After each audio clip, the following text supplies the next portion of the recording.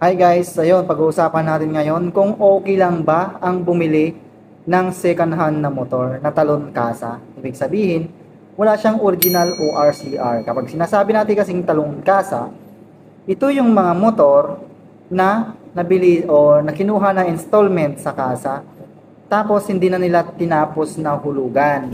Meron pa nga dyan, down payment pa lang na ibibigay, itinago na, itinakas na, ibinenta na yung motor. Tanong, okay lang bang bumili nito? Talamak ngayon sa marketplace nakapost ang mga talon kasa na motor. Kadalasan nakalagay sa description, lunta. Minsan naman talon. Minsan para lang sa mga nakakaintindi, ganyan-ganyan. Tapos, urig UR, ganyan-ganyan sila. Xerox CR, ayan, mga talon kasa mga yan. Okay. So, kapag bumili ka ng talon kasa, ano nga ba ang maaring mangyari? Una, dahil wala siyang urig, Certificate of Registration, hindi mo siya may papalipat sa pangalan mo.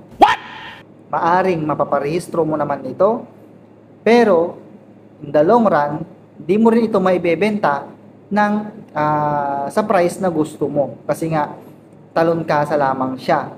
Baga, babaratin lamang. Isa pa, pag yan hinanap ni kasa, maaari niyang bawiin ang motor at ang pera mo ay hindi na rin maibabalik. Kusayang, di ba? Maaring makalaboso ka pa dahil tangkilik ka ng mga ganyang bagay. Una pa lang kasi illegal na ito dahil installment ito, may kontrata, pero hindi nabayaran. Ngayon, alam mo naman na talon kasa, binili mo pa din. Okay.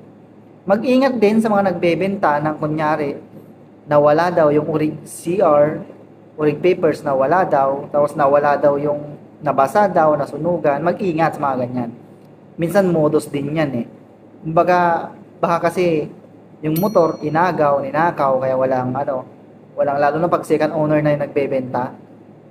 Yan. Tapos, kapag talon kasa kasi, hindi mo ito may papalipat sa pangalan mo.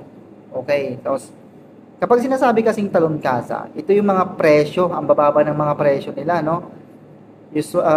For example, yung Honda ADB. Ayan, so ang second hand niyan, ang presyohan niyan is nasa 120 to 130, 115 pinakamababa. Pero kung talon kasa, nibebenta lang nila ito na 70, 80, ganyan. So, malaki pa rin. Malaki pa rin yun kung binawi yung motor. Malaki yun kapag binawi. Yung pera mo, hindi na may babalik. Okay? Pero kung tutuusin, hindi siya practical bilhin. Kasi nga talon kasa. So ikaw, nag-ipon ka ng pera, tapos ibibili mo lang sa bagay na walang mga papeles. So, parang kang nagtapon ng pera nun, di ba? Unang-una, baka pa ipapaalarma yan ni kasa o kay ni bangko. Kasi hindi naman papayag mga yan na down payment pa lang na ibigay mo, itinago na yung motor. So, ayan. Mag-ingat sa mga nagbebenta ng ganyan. Huwag na huwag nyong tangkilikin para sa akin ang mga motor na talon kasa. Yes, mura. Napakamura siya. Pero, hindi siya practical talaga na bibilhin. Okay? So, pati sa mga sakyan, yan. Meron na mga binabalitang ganyan eh, yung mga modus. Bumili ng second hand, bumili ng motor, tapos installment na motor, tapos pinahulugan na lang, ganyan. Paalala naman po sa mga kapatid nating nagpapasalo ng bayarin sa motorsiklo. Kung online po kayo maghahanap ng makakatransaksyon, mag-ingat at huwag basta-basta magtiwala. Naglipa na kasi ang mga scammer at carnapper na nagpapanggap na buyer. Magbabalita si Justin Punsalang. Sapat ang salubong sa scammer na ito ng lalaking na biktima niya sa Sampaloc Police Station noong isang araw. Ang suspect na si McDaniel Manalang ng modus online ng mga nagpapasalo ng motor. Once na nagkasundo sila, babayaran niya yung hinihinging down, pero hindi niya talaga i-assume yan. Pagkakuha niya, mawawala na lang siya. Iba-ibang pangalan at peking dokumento raw ang ginagamit ng suspect para mapaniwala ang mga biktima na sinasalo na ni Manalang ang buwan ng hulugan ng kanilang motor. Simulan po nang pilasan ko na po sa kanya, hindi ko na po na-upload. Hindi mo pa? Tumawag na po yung motor trade sa akin. Oo. Na 3 buwan na po hindi na-upload. Nahulugan. Nakakatake na. Mas masaklap pa ang dinanas ng iba niyang biktima na harap-harapang tinangay ni Manalang ang motor. Ngayon ang sabi niya po sa akin, pwede ba ako na po yung mag-drive? Para pag nagpa-testing niya na din daw po yung motor. Nakangkas na lang daw po. Kung aangkas na po ako, bigla niya po hinarap Pinaro, yung motor. naiwan ka. Naiwan po ako. Test drive ko po muna. Sabi ko, o sige, sabi ko ganun. Tatagal sir. Siguro umabot na ako ng mga 30 minutes. Hindi na po bumalik. Hindi na rin naman namin siya makontak. Nahuli si Manalang matapos makitang nagpapatakbo ng motor ng walang suot na helmet. Pagdating sa presinto, doon nalaman na mayroon pala siyang warrant of arrest para sa kasong carnapping. Hindi nakatanggi sa akusasyon si Manalang. Naengganyo lang daw siya na sumali sa grupo ng kanyang kaibigan na naibebenta raw ang mga motor sa halagang 70 hanggang 80,000 pesos. Pero giit niya, 5,000 piso lang ang naiuuwi niya mula sa bawat isa. Bali, kumukuha po kami ng pasalo na motor po. Tapos, ibibenta po namin sa ibang tao. Paano kayo nakakapag-down payment? Bali din sa pinanser po. Handa raw siyang ikanta ang mga kasama na madadamay sa patong-patong na kasong kinakaharap niya ngayon. Binibili ng hulugan ng motor tapos ibinenta na kaagad.